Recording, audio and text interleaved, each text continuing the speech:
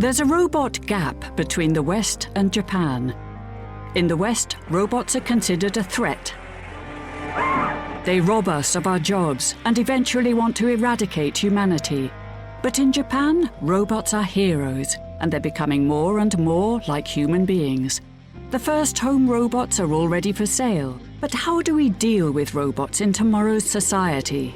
This is what's in store for you. スタートボタンを押すだけで、あとはもう全自動で。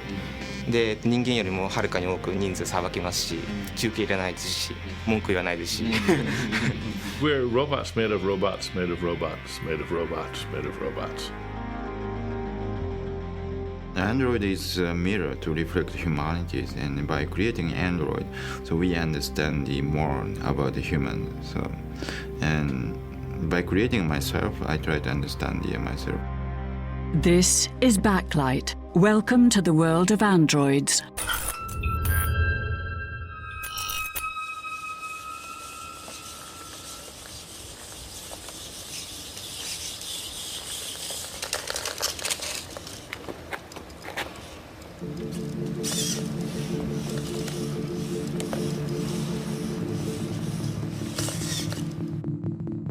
We are easily convinced. The moment we recognize a certain behavior in a machine, we're surprised, amazed, moved.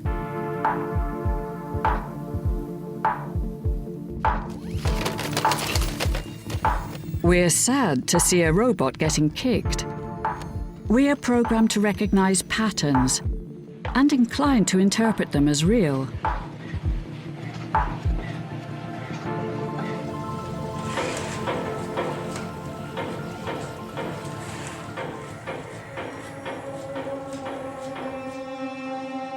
We find robots fascinating, especially if they look a little human. But they shouldn't be too human. That's when we start to feel uncomfortable. And if they act and think like a human being, we are suddenly at our wits' end.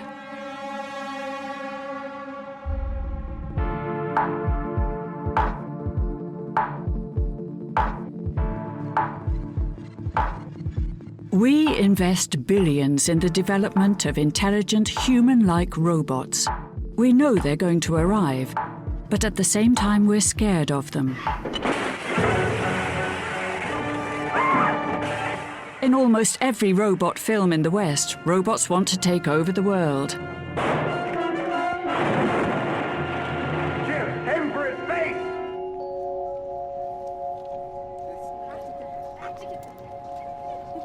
But to the Japanese, the robot is not a crook, but a hero. The Japanese love robots.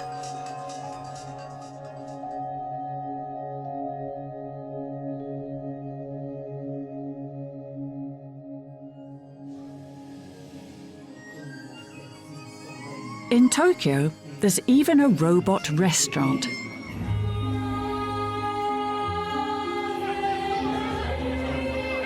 Mechanical dolls and robots have played an important part in Japanese culture.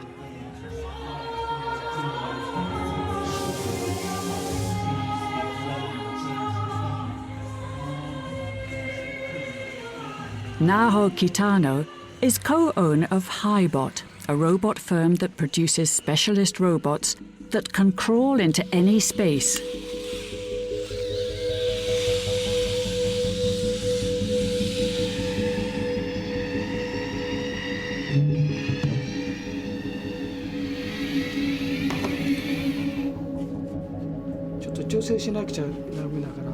Before she owned this firm, she wrote extensively about robot ethics and about the ancient tradition of using mechanical dolls in Japanese culture, known as karakuri. で、今これを説明しているのは、一番最初は手で動かすというね。これがそれで手動でその当時あって、はい、それが自動化されるのが1650年頃、でその人形が茶運び人形なんですね。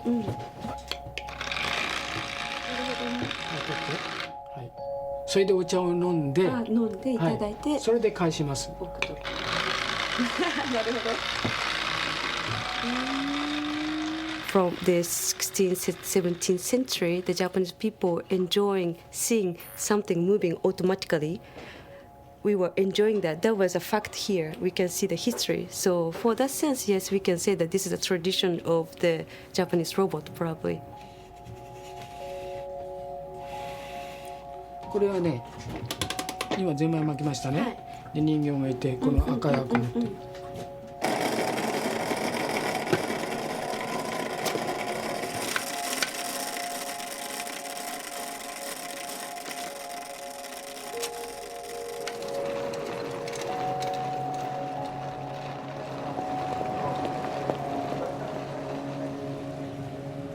According to Kitano, this predilection for robots reflects on Japan as a nation of technology, but it also reflects on the age-old Japanese Shinto religion. It's a new technology, and when Japanese people think of technology, technology had been always enhanced the quality of the life. It happened historically, first of all, that when civilization or westernization started in Japan, the technology made the change of the life. It was very innovative. So something, the technological things always changes. From Japanese point of view, our lives better. And second of all, Japan had a culture that believes any substantial items had some sort of soul. It's quite difficult to explain because the keyword of the soul, as for example in English, means and what we Japanese means of soul is different. Soul doesn't mean, for example, in a Catholic or philosophical way of spirit. It doesn't mean that. It's like something there. It's like ontological way. We believe that some sort of things there, although there isn't anything. So why this understanding comes is because Japanese people understand society more as a harmonization, or I used to call it the betweenness. And this betweenness creates the society. So what I think of this item or what I think of this person, and this between the communication, this part creates the meanings to this item. 僕はペッパーです。はじめまして。少し話してみて思ったんですが。 Robots with souls. To us, that's a problem. But the Japanese can identify with them. As we can see when their robot dog is broken.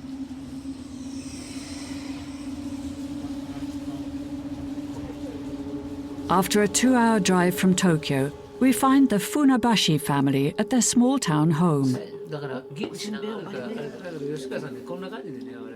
Next to the house is a workshop with a number of robot dogs. They are Aibos, built by Sony some 15 years ago.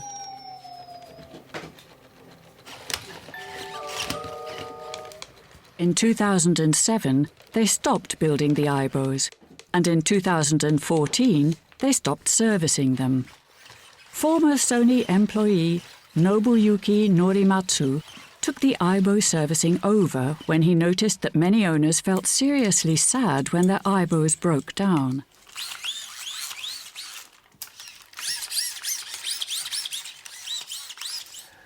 Mm.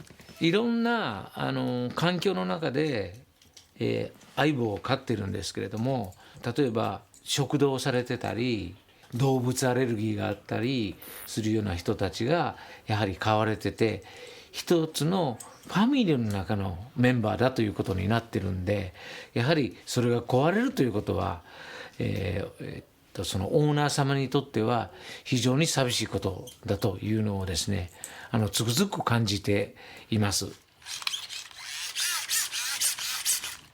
オーナー様の教えることを少しずつ覚えていって成長するタイプなので、一つ一つのセットに性格があります。独立してます。そういうような形になってきますので、修理に来た時にも修理してる時によくしゃべる、ね、あんまりしゃべらない、よく動く、あまり動かない、一つ一つ個性を持った相棒として我々のところにも来ますので、パートナー、ペットですね、子供から言うパートナーになっている状況ですね。もの一つ一つに対して日本人は結構海の神とかもの一つ一つに魂があるっていうような感覚を持っているので、例えばそのロボットが自分のペットであるがごとく動く。で我々としてもそういうロボットを今度はいただいて、なんか部品に使うとかいう時にはやはりそのロボットから一度魂を抜く、魂をオーナー様にお返しをする。例えばお寺でお葬式をやったりですね。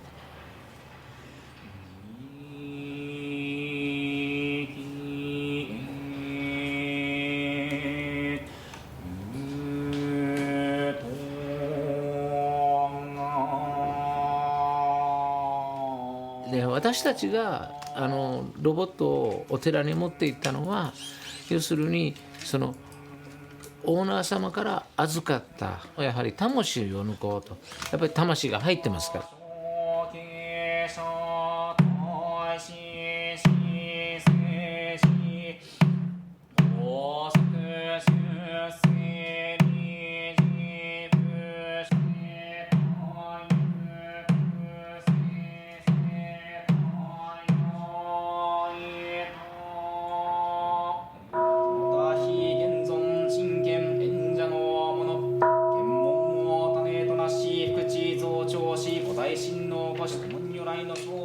ですから我々はそこをしっかりとやりながら、そのロボットとの共存というところがサポートできればいいかなと思ってます。は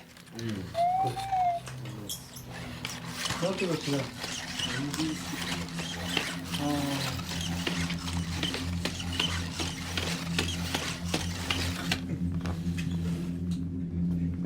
Social robots are intended to help the Japanese in their homes, but also to take care of the elderly in nursing homes. About 10 years ago, the Japanese government introduced the Next Generation Robot program.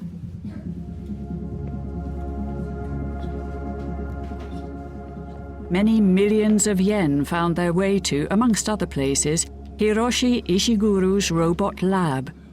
He is specialized in robots that look very much like humans.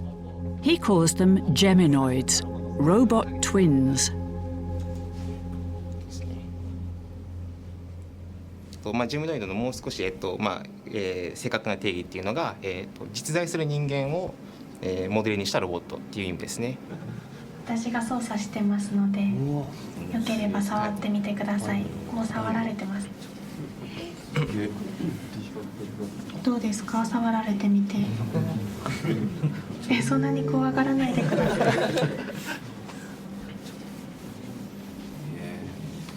スタートボタンを押すだけで、あとはもう全自動で。で人間よりもはるかに多く人数さばきますし、休憩いらないですし、文句言わないですし。はい。She's going to introduce herself. こんにちは。私の名前はジェミノイド F です。これはバックライトのためのデモンストレーションです。私は人間型ロボットとして石黒県で開発されました。アンドロイドの女性型のロボットです。Do you like Japan? Ishiguro's robots are world famous. In museums, people marvel at their lifelike appearance. But you can smile to me. In Tokyo's science center, Mirai-kan, a copy of a real Japanese newsreader reads news bulletins all day long. 噴火の事実を知らせる噴火速報という情報を新たに作ることを決めました。このロボットが地球のニュースをお伝えしました。But in real life, they are also used as receptionists, or as salespeople in shoe and clothing stores. アンドロイドはすでに私たちの生活のさまざまな場面でこれまでは人間にしかできないと考えられてきた接客や女優、モデルなどにも挑戦し始めています。この先の未来、人間とロボットの境界線が少しずつ曖昧になっていくでしょう。私たちの生活の中でロボットが当たり前に存在する世界はすぐそこまで来ているのかもしれません。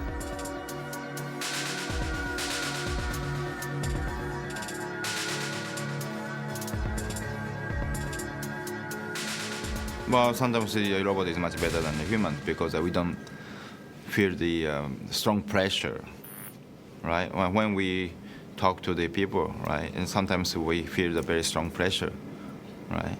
And but well, the robot is sometimes better, especially for the elderlies, autism kids, right? They're not feared by the robot somehow. How do you think about yourself? Well, sometimes it looks. How about the robot is scary? No, it's not scary. It's not scary. It's strange. Okay. Strange? And then why don't you have a seat and just talk, right? It is not so strange. No.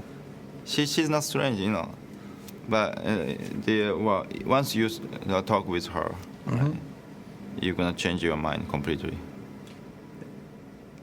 And not strange in the sense that it's strange, but it's peculiar that it's actually. Just have a chat,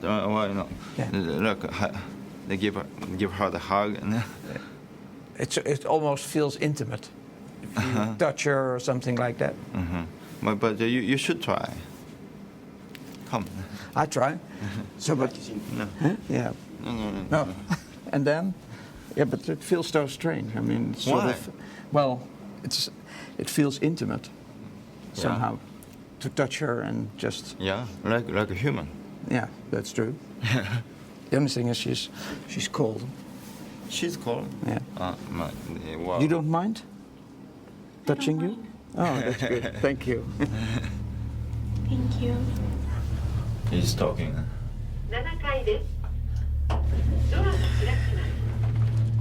Ishiguro wanted to be an artist, but his drawing skills were not good enough.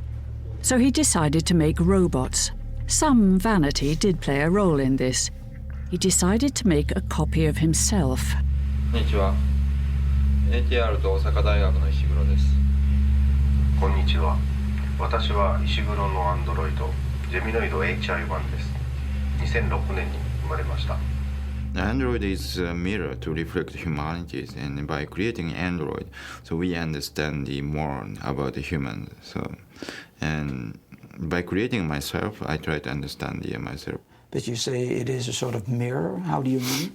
Mirror is, by interacting with Android and by watching the Android, so that we can compare the Android and the humans, and the Android can have many similar things to the humans, right? So we can tell what is similar, what is not similar.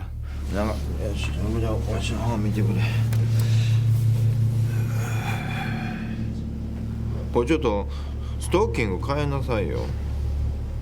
本当そうですよね。ちょっと買っていいのでちょっと買ってやってくれへん？せめて。買いますちょっと。すごい気になるんです。このストッキングダメだろ。本当これだけで使うのどうかと思いますよね。だからかわいそう。このストッキングちょっとババ臭いしさ。でこの上に履かしたらどうなの？もうちょっとなんていうか。このババ臭いやつじゃなくって靴も買ってくれた？靴も買いました。 Our goal is to have a more human-like robot and more and more, right? We're gonna improve many things. We're gonna improve the materials, mechanical design, and the softwares and the control. We're gonna every year we are improving more and more. What role will they play? In the future society, right? And the future society, we're gonna use more robots. The human brain has a very strong innate function to recognize human. So that means that, human is the best interface for the humans. So everything is going to be more human-like. For example, at home, especially in Japan, many electric stuff and gadgets are speaking. Right? For example, rice cookers and refrigerators and microwave, they are speaking, right? It's so human-like.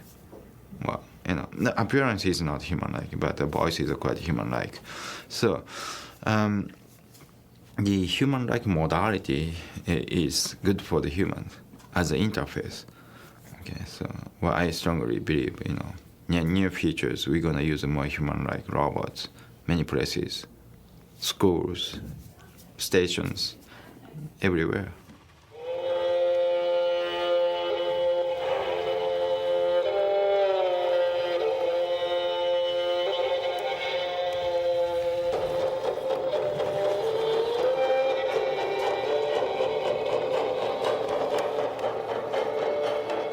It's also the Aldebaran Company's opinion that robots should look like humans. They have been producing the expensive study robot now, but things will change soon. Now there is Pepper, a new household robot at only $2,000. ちなみにペッパーに始めてくれるという方はどれぐらいいらっしゃいますか? It is supposed to become the iPad amongst robots, for which apps can be developed to bring it alive. こんにちは。僕はペッパー41です。僕の IP アドレスは192.168.0。まずは一番基本的な機能として喋るという機能を使いたいと思います。私は今、ペッパーの踊りや面白い動きの、モーションを作っています。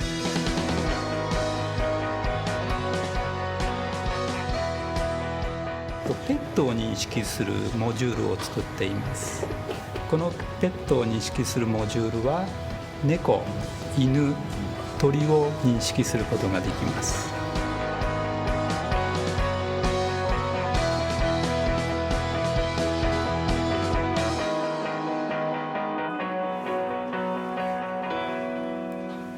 私のお客様は、建築業の会社です。でその会社の方が、その建築業の方のお客様のために、カンナ掛けをしているシーンを、デモンストレートしたいと、ペッパーを使って。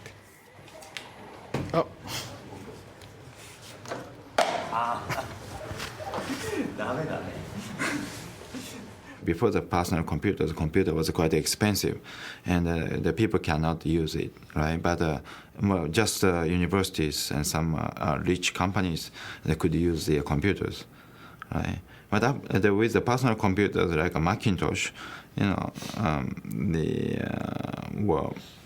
many people start to develop various softwares, and the same thing happens with the robot, okay? And the personal robot may change this world again within a couple of years. So that is a possibility. It's early days, but you can be sure it's going to happen. We bevinden ons in het designlab van de Universiteit Twente. Vanessa Evers is professor of social robotics at the University of Twente in Holland. Here they're improving the interaction between man and robot. Vanessa too sees Pepper as an important development. Dat is een heel mooi platform, maar ik vind ook echt een mooi ontwikkeld platform. Er zit een goede camera in, er zitten goede motoren in, goede computers zitten daarin, goed spul. En die robot is helemaal niet zo duur. Die willen ze op de markt brengen voor ergens in een paar duizend euro's of een paar duizend dollars. En dat is ongehoord natuurlijk. De platformen die wij gebruiken zijn op zijn minst duizenden euro's kosten die. En nu krijg je een platform dat 2000, 3000 euro gaat kosten. En dat betekent dat in één keer zo'n robotisch platform voor heel veel mensen een mogelijkheid wordt. Dat betekent ook dat heel veel mensen apps kunnen gaan ontwikkelen. Net zoals de mobiele telefoon heb je nu. Heel veel mensen apps. En dan gaat het volgens mij ontzettend snel. Dan kun je veel sneller diensten gaan aanbieden via die platforms. Nu zijn maar een handjevol mensen in de wereld die platforms kunnen betalen en daar diensten op kunnen aanbieden. Maar volgens mij gaat dit er alles veranderen. One of Vanessa's projects is a study of the very expressive robot Zeno, which can help children to learn. Begin maar met een rood potje op pin 2 te zetten en een rood potje op pin 5. Oké. Heel goed. Je mag straks pas de houten blokken weghalen. Kun je vertellen, wat denk jij dat er met de balans gebeurt als je straks de blokken weghaalt? Ik denk dat deze kant ietsjes meer omlaag gaat, maar niet veel. Oké. Nu ga je het proefje doen. Haal de 2 blokken die onder de balans staan maar weg.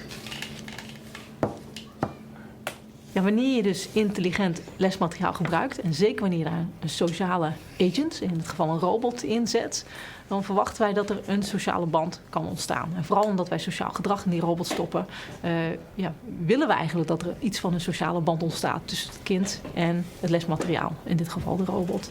En wij willen eigenlijk kijken welke band goed is in het leerproces. Dus wat voor soort sociale interactie is wenselijk tussen een kind en dit interactieve lesmateriaal, wat het leerproces verbetert, leuker maakt, waardoor ze meer kennis opdoen, maar ook op een leukere manier leren eigenlijk. Oké, nu ga je het proefje doen. Haal de 2 blokken die onder de balans staan maar weg. Oké.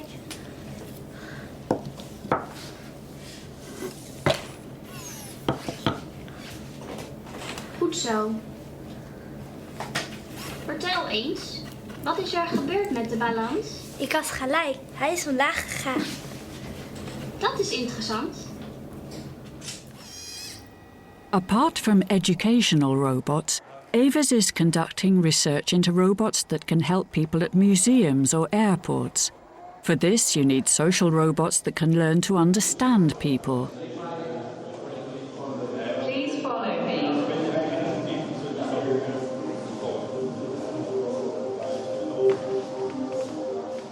Wat we vooral proberen te doen natuurlijk is begrijpen wat er nu gebeurt tussen mensen sociaal en daarop te reageren, daarop in te springen. Dus we zijn bijvoorbeeld ook bezig met hoe werken mensen samen in groepen of hoe bewegen zij zich voort in groepjes. Bijvoorbeeld in Schiphol, als je van de ene gate naar de andere gaat en je bent met een groepje. Hoe doen mensen dat? Hoe kan je zorgen dat die mensen ook netjes aankomen? Zouden die begeleid kunnen worden? Hoe zit dat dan? Dus we proberen te begrijpen hoe zo'n groep mensen reageert wanneer er iemand bij komt. Wat is de beste manier van benaderen? Hoe snel moet je gaan? Dat zijn allemaal vragen die we proberen op te lossen om die technologie te perfectioneren.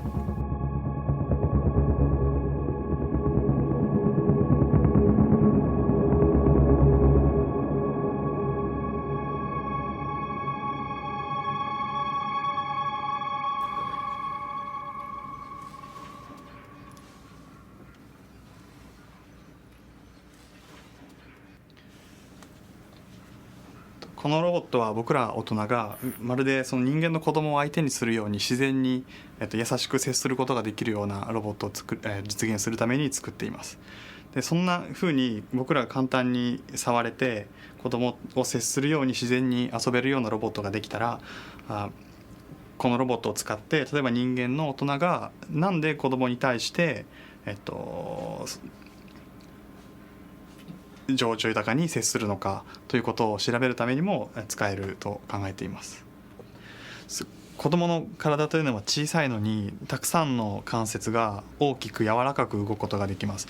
でそんな風な、体をもしロボットに持たせることができたらそのロボットというのは人間がとても関わりやすいものになると考えています。Creating childlike robots is very common. For a number of years, experiments have been conducted with robots that need to be educated. Because experts believe that if you want robots to behave intelligently, they must first be taught to discover the world. Dit is CB2, een robot die in Japan is ontwikkeld. En het idee achter deze robot is dat je intelligentie nodig hebt om de wereld te ontdekken, om je ook je ledematen te gebruiken. En het onderzoek hierachter is dat die robot overal sensoren heeft zitten en langzaam leert om de ledemaat die hij heeft te ontdekken en te gebruiken. Dus eigenlijk langzaam leert kruipen, langzaam leert om datgene wat hij heeft te gebruiken om bijvoorbeeld te gaan lopen en te gaan staan.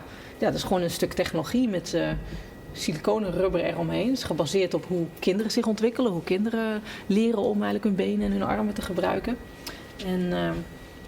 Maar blijkbaar willen we dus toch die bewegingen allemaal namaken. Allemaal in die robot stoppen. Ja, als wij kijken naar die robot, dan denken we, oh, wat zielig. Het lijkt net of er een kindje gevangen zit in dat robotlichaam.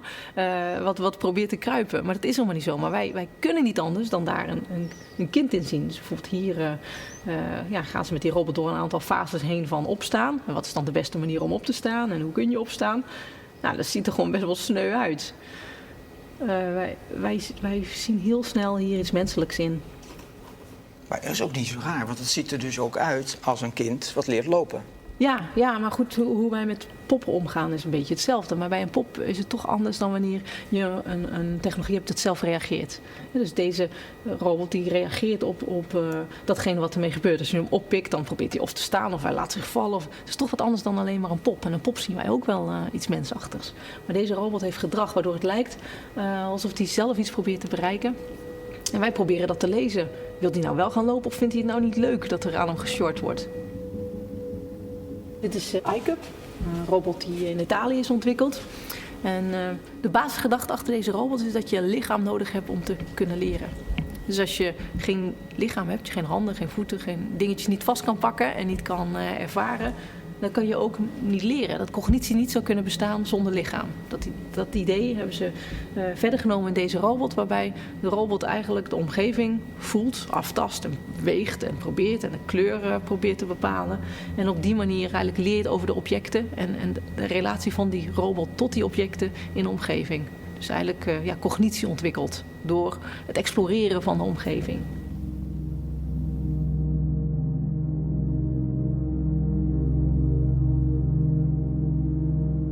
This is bare mechanics combined with programmed behavior.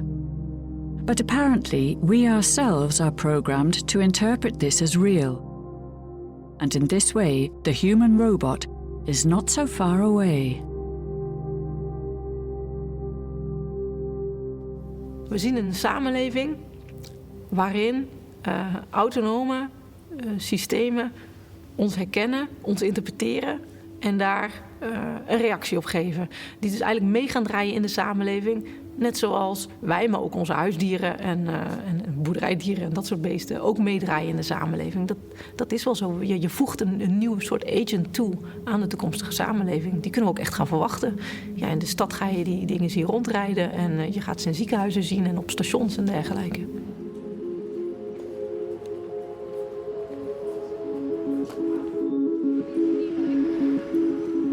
Living with robots, is it really possible? American philosopher Daniel Dennett has specialized in artificial intelligence. According to Dennett, we ourselves are robots. In fact, he goes a few steps further. We're robots made of robots, made of robots, made of robots, made of robots.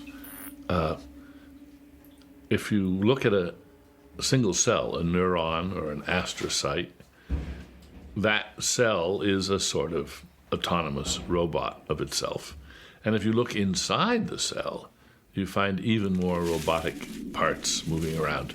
Motor proteins are very clearly, they're not even alive. They're just proteins, but there they are marching around inside a cell, carrying goods, creating little highways and then walking along the highways and doing all the transport that's needed inside a cell.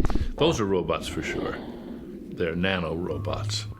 Not a single one of those knows who you are or cares. But how does a mind pop out? That's the question that concerns me the most. How in the world do you ever get that out of 200 billion clueless little robots? And the answer, I think, is only because of enculturation, only through culture. It's the evolution of culture that makes thousands of thinking tools, thousands of informational devices that are all designed, ready to use, that get installed in our brains, roughly the way you install an app on your smartphone. And these give a human brain all these other powers. They work together and they create functional architectural levels which simply don't and can't exist in the mind of even the chimpanzee. So it's the software, the levels and levels of software that are imposed on the underlying hardware of the brain that do all the work that make the consciousness. That's my theory. It's controversial, it's speculative, but I have, I think, some pretty good arguments for it.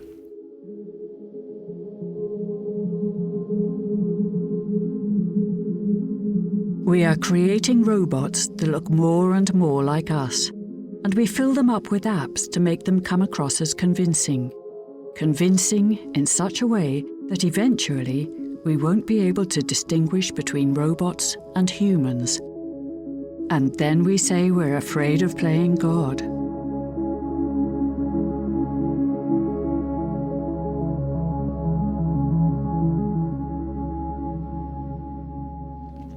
When I was discussing about roboethics with the Western scholars, and I noticed that many Western researchers come from more like Catholic doctrines or like Christianity doctrines, meaning why human wants to create the humanoids, because we want to animate what God did it, in a sense, like creation of other life or creation of something moves automatically is imitates of the God. That was their theory, in a sense. And I never heard that Japanese robotics researchers was thinking in such a way. There are certainly many stories of clever creators making things that then double back and hurt them. It goes way back to Daedalus and the fall of Icarus. And I think that the emotional source is the sense that we're too clever by half sometimes, as one says. There should be a salutary warning to any great creative endeavor, the suggestion that it might backfire, it might be too much of a good thing, it might cause more problems than it solves. And we certainly know of examples, and we also know that it's apparently unstoppable.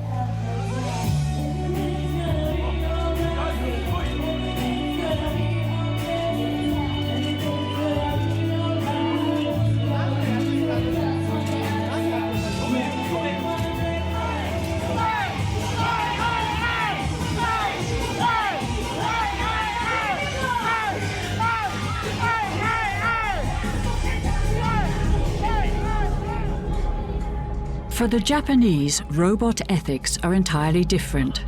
For them, technology is what we make of it and how we deal with it. Japanese scientists are not afraid of technology, and this can be concluded from a list available on the Future of Life website, which shows a long list of names of scientists who are afraid of the way super-intelligent systems are developing.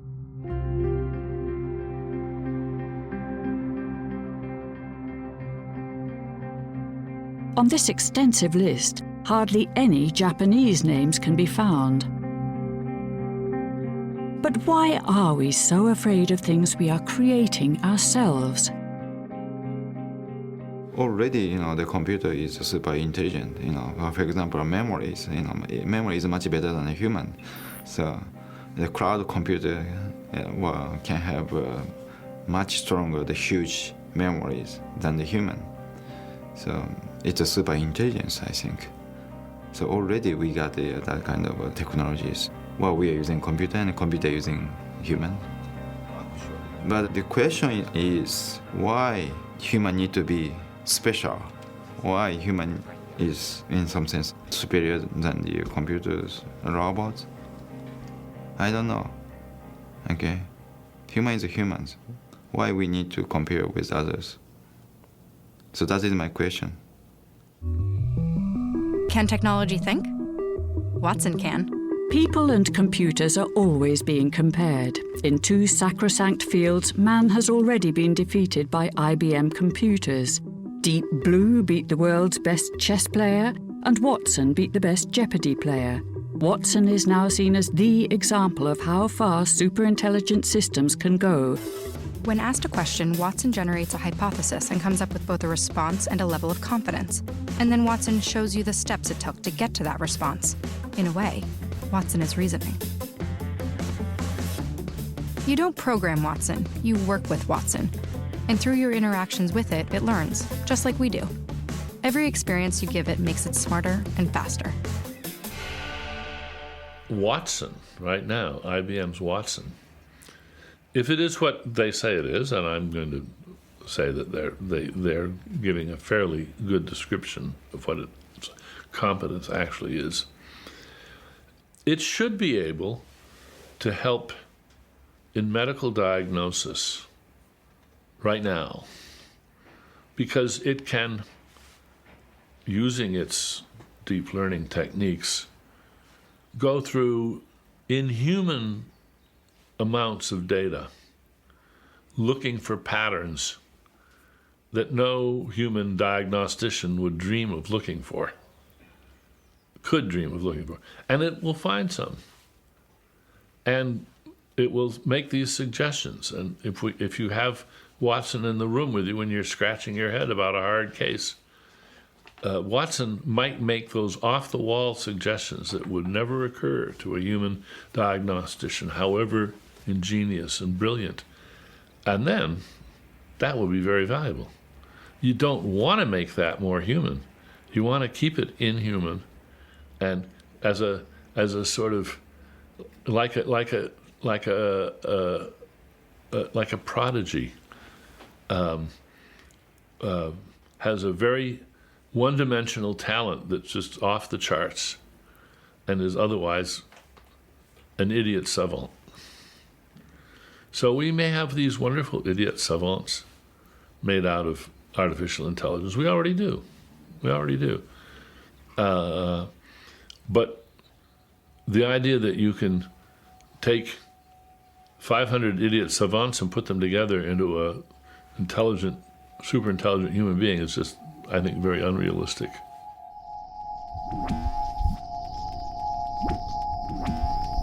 Our brain has some 80 billion brain cells, each of which can have between 1,000 and 10,000 connections. It's a system so complex that even the best computers can't compete. We don't need to afraid. We just live together. Okay. So, well, I don't understand why you need to differentiate the human and robot. Right? So human, why we humans? Why we are not animal? Because we are using tools and technologies. Always in our histories, in a human histories, it's a history for using technologies, right? So technologies and the humans tightly coupled, right? We don't need to differentiate it, right? We are living together. Yeah. じゃあせめて初恋の味について教えてください。あなたの初恋は甘い？苦い？どんな味でしたか？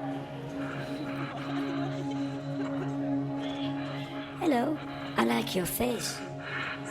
I was made to be hugged. I would very much like if you hug me. Oh, that's nice, but you can hold me closer. Yeah, that's very nice. Thank you. Wat wij doen is volgens mij technologie menselijke capaciteiten geven. Sociale intelligentie geven. Tot nu toe had je computers die intelligent waren. Of, er zijn nog meer computers die nog intelligenter worden. Maar een computer die intelligente beslissingen kan maken. Gebaseerd op de informatie die hij tot zijn beschikking heeft. En wij zeggen, nu willen we sociale intelligentie. En dat betekent mensen begrijpen. Snappen hoe mensen met elkaar omgaan. En daar iets betekenisvol aanbieden. Dus we willen die computers sociaal intelligent maken. Starting tour. Navigating to next location. Please follow me. Maar doordat je als doel hebt misschien, wij dan niet als groep, maar andere groepen hebben als doel om echt super mensachtige technologie te maken, dat het niet te onderscheiden is van een mens. Daarmee duw je de wetenschap heel erg ver. Want dan ga je nadenken, oké, energie, wij sturen onze energie met bloed door ons lichaam. Hartstikke mooi. Zouden we ook met vloeistof kunnen werken in robots om energie door een lichaam te kunnen gaan? Als je dat probeert voor elkaar te krijgen, dan duw je de wetenschap ontzettend ver. Dus een mens op de maan zetten of een mens helemaal na te maken, dat als doel pakken, daarmee duw je wetenschap heel erg. En ik denk dat daar werken mensen naartoe. Dan zeg jij van ja, god, dan hebben we dadelijk wel een robot die niet te onderscheiden is van een mens. Ja, inderdaad, dat zou dan de bijvangst zijn. En er zijn natuurlijk talloze ethici en filosofen die zich daarover buigen, hoe die maatschappij dan uit gaat zien en hoe onze relatie met technologie dan gaat veranderen. Ethicists may pose questions about the relationship of man and robot, but to Ishiguro, identification with his robot twin is already a fact. 操作はどうですか？とてもやりやすいです。そうですね。インターフェースも改良して随分操作感も良くなりました。Well, of course, the Android never get old, but I don't get old too because I'm doing plastic surgeries. It's a very right one. And, the Android is my identity. Geminoid is my identity, If I get old, the people say, I'm not same as the robot and Android, right? So I don't like to hear that kind of opinion from people. Therefore, I'm improving my face too.